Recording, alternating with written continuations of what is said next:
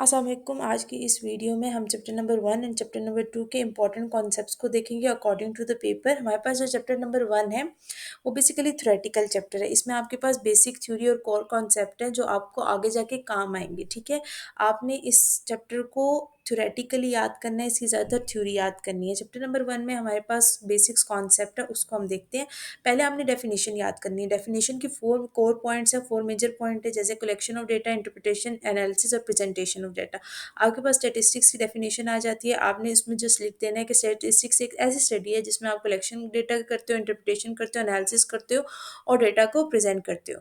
फिर स्टैटिस्टिक्स की डेफिनेशन के बाद जो नेक्स्ट कॉन्सेप्ट है वो आपके पास है सैम्पल और पॉपुलेशन का। जब सैम्पल की बात करते हैं तो हमारे पास सैम्पल क्या होता है, पॉपुलेशन का एक हिस्सा होता है। पॉपुलेशन का मतलब होता है कि आपका स्टडी ऑफ इंटरेस्ट, जो आपका इंटरेस्ट है जिसके ऊपर आप स्टडी करना चाहते हो या इंटरप्रिटेशन करना चाह रहे हो या आप उसको स्टडी देखना चाह रहे हो, वो आपकी पॉपुलेशन है।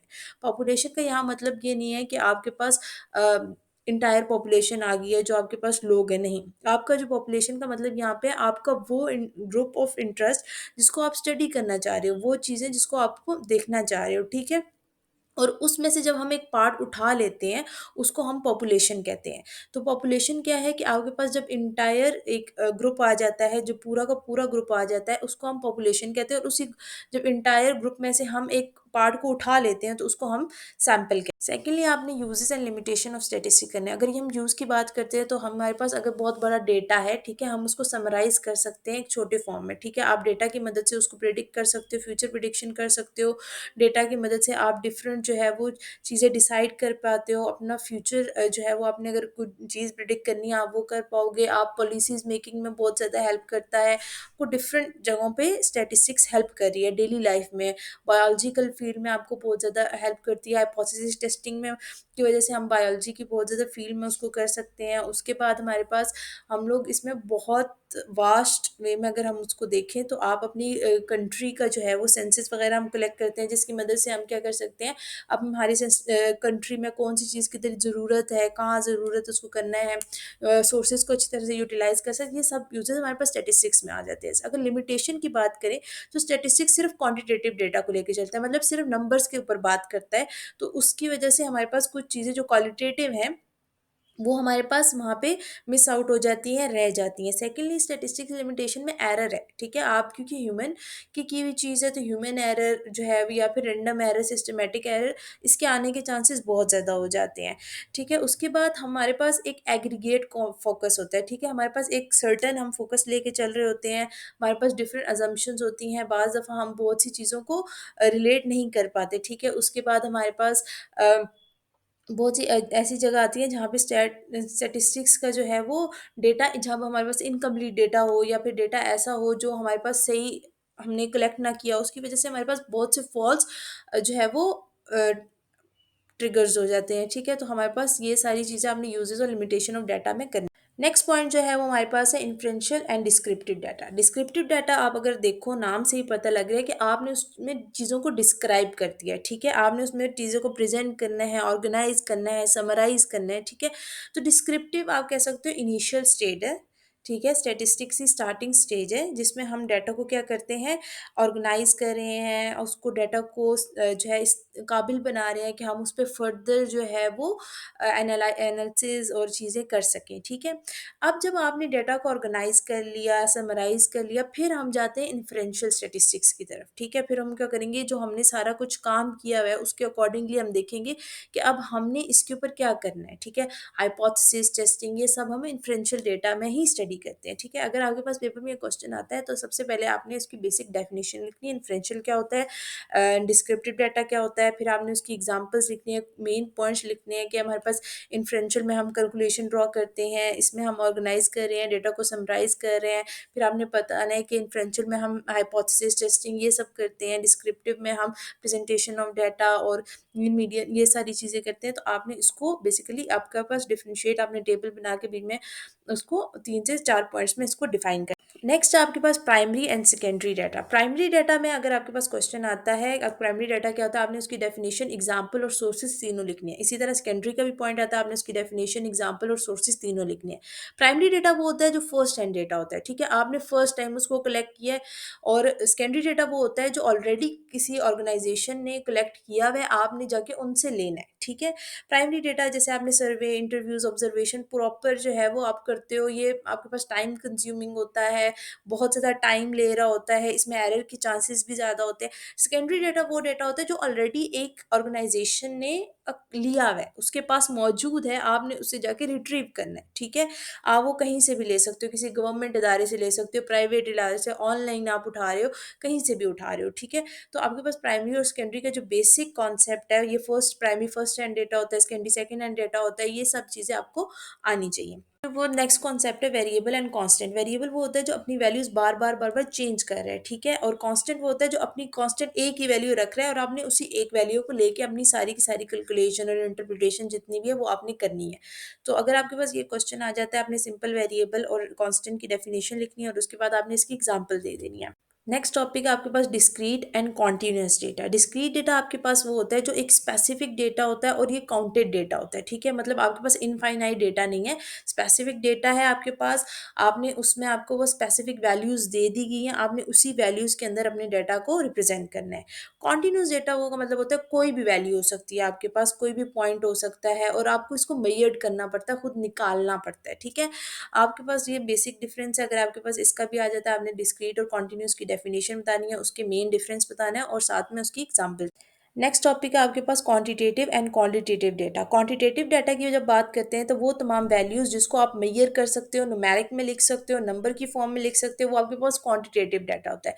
क्वालिटेटिव डाटा वो डाटा होता है जिसको आप नंबर की फॉर्म में नहीं लिख सकते हो, ठीक है, वो नंबर की फॉर्म में नहीं आता। जैसे कि आपकी फीलिंग्स हो जाती हैं, आपका मैरिटल स्टेटस हो जाता है, आपका हेयर कलर, आपका रिलीजन हो जाता है, आपका जेंडर हो जाता है, ये सारी चीज़ें आपकी क्वालिटेटिव डाटा में आती है। क्वांटिटेटिव डाटा में आपकी हाइट, आपका वेट, आपके स्कोर, आपका शूज साइज, आपका बॉडी वेट, उसके बाद ये सब चीज़ें आपके पास क्वालिटेटिव डाटा में आती हैं।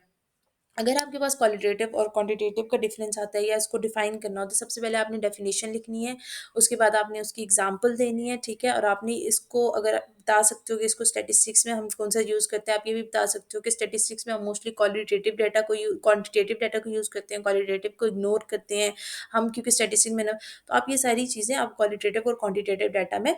नेक्स्ट टॉपिक जो है आपके पास accuracy and error of measurement. Measurement आपके पास क्या होता है, मेजरमेंट हमारे पास होता है कि किसी भी यूनिट को यूज़ करते हुए जब हम चीज़ों को मेजर कर रहे होते हैं, अपने डेटा को मेजर कर रहे होते हैं, उसको हम मेजरमेंट कहते हैं।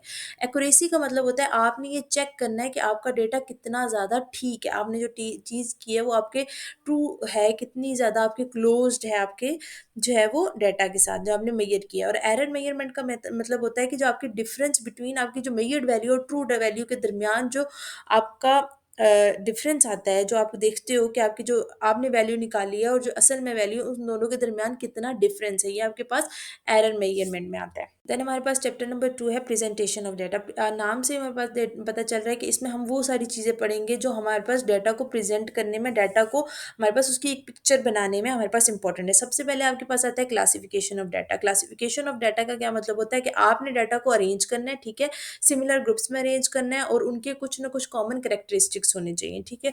उसको आपने ऐसे अरेंज करना है कि वो हमारे लिए ईजी टू इंटरप्रेट हो, ईजी टू यूज़ हो, ठीक है। उसके बाद आपके पास आ जाता है रॉ डाटा एंड एरी। रॉ डाटा वो डाटा होता है जो आपने अभी जो है वो जस्ट कलेक्ट किया, आपने उसको अरेंज नहीं किया, वो प्रोसेस डाटा नहीं होता, उसके ऊपर किसी किस्म का भी हमने अभी काम नहीं किया होता, वो रॉ डाटा होता है जिसको हमने अरेंज करना होता है, वरना उस पे ऊपर हम लोग जो है वो एनालिसिस नहीं कर सकते हैं, हम उसके ऊपर कोई कंक्लूजन नहीं ड्रॉ कर सकते, उसको फर्दर यूज़ नहीं कर सकते। अरे वो होता है जिसमें हम डाटा को स्ट्रक्चर कर देते हैं, ऑर्गेनाइज कर सकते हैं, हम डाटा को एक असेंडिंग टू डिसेंडिंग ऑर्डर में लिख देते हैं। डाटा क्लासिफिकेशन ऑफ डाटा में आपके पास 4 वे में आपकी जो है वो क्लासिफिकेशन होती है। सबसे पहले क्वालिटेटिव क्लासिफिकेशन। क्वालिटेटिव क्लासिफिकेशन में हम आपके एट्रीब्यूट्स और क्वालिटी के हिसाब से आपको हम डेटा को क्लासिफाई करते हैं। जैसे आपकी अगर हम क्वालिटी एट्रीब्यूट को देखें तो उसमें मैरिटल स्टेटस, आपका लिटरेसी रेट, इंटेलिजेंस, ब्यूटी, ये सब आपके पास क्या हो जाता है, आपकी क्वालिटेटिव डाटा हो जाती है। फिर जब क्वांटिटेटिव डाटा की बात आती है तो हम उसको किसी न्यूमेरिकल वैल्यू या नंबर मेजरेबल करेक्टरिस्टिक के थ्रू जो है वो हम देखते हैं। जैसे आपकी हाइट होगी, वेट होगी, इनकम होगी, आपके मार्क्स हो गए, ये सारे आपके पास क्या होते हैं, क्वांटिटेटिव डाटा होते हैं। थर्ड है जियोग्राफिकल डाटा, जो आपकी लोकेशन पर बेस करता है, जो आपकी जो है वो जियोग्राफिकल लोकेशन पर बेस करता है। जैसे आपकी सिटी होगी, स्टेट होगी, कंट्री होगी, डिस्ट्रिक्ट होगी, इसको हम सेपिटल क्लासिफिकेशन भी कहते हैं। ठीक है, उसके बाद है क्रोनोलॉजिकल डाटा। क्रोनोलॉजिकल डाटा वो डाटा होता है जो कि आपके पास अकॉर्डिंग टू द टाइम लिया जाता है। ठीक है, ये या तो हमारे पास असेंडिंग ऑर्डर में होता है या तो डिसेंडिंग ऑर्डर में होता है, पर ये यूजली इसका रेफरेंस टाइम के साथ होता है। ये कभी मंथ में होता है, ईयर्स में होता है, क्वार्टर में होता है। इसको टेम्पोरियल क्लासिफिकेशन भी हम कहते हैं।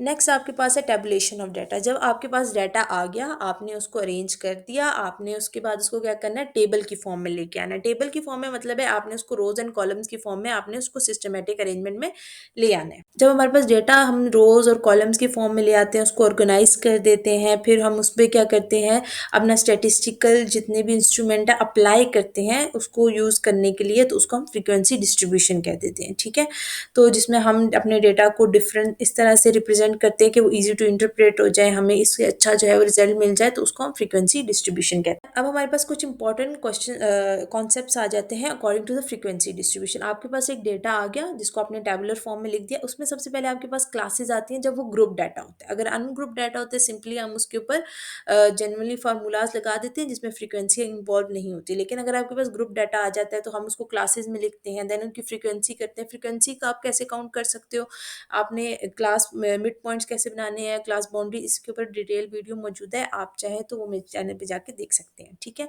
अब आपने फ्रीक्वेंसी निकालनी है। वो जनरली क्या होता है, आपके पास जो रॉ डाटा होता है या रेंज डाटा होता है, उसमें से हम जो है वो देखते हैं, हमने जो क्लास इंटरवल्स बनाए हुए होते हैं उसके दरमियान कहाँ पे वो लाई करिए, कितनी वैल्यूज लाई करिए, उसकी बेस पे फ्रीक्वेंसी बना देते हैं। इसी तरह हम जब आपके पास दोनों क्लासेस होती हैं उनको ऐड करिए, डिवाइड बाई 2 करते हैं तो मिड पॉइंट्स आ जाते हैं। क्लास बाउंड्रीज में हम जो है वो आपके पास एक क्लास में से हम कुछ पॉइंट्स कुछ नंबर को 0.5 को माइनस किया और अपर क्लास में से 0.5 का, इस तरह का हम करके क्लास बाउंड्रीज और कम्युलेटिव फ्रीक्वेंसी भी हम क्या करते हैं, first frequency as it is अगली नेक्स्ट में हम उसको ऐड करके लिख देते हैं। तो ये इंपॉर्टेंट क्वेश्चन पे आपको पता होना चाहिए क्लासेस क्या होते हैं, क्लास मार्क्स क्या होते हैं, क्लास साइज क्या होते हैं, क्लास इंटरवल क्या होता है, आपके पास कम्युलेटिव, क्लास बाउंड्रीज, ये सब चीज़ें आपको आनी चाहिए। अगर ये सब चीज़ें आपको आती हैं देन आप तभी मेन मीडियन मोड जो है, measure of dispersion, measure of centre tendency, आप उसको अच्छे तरीके से कर सकते हो।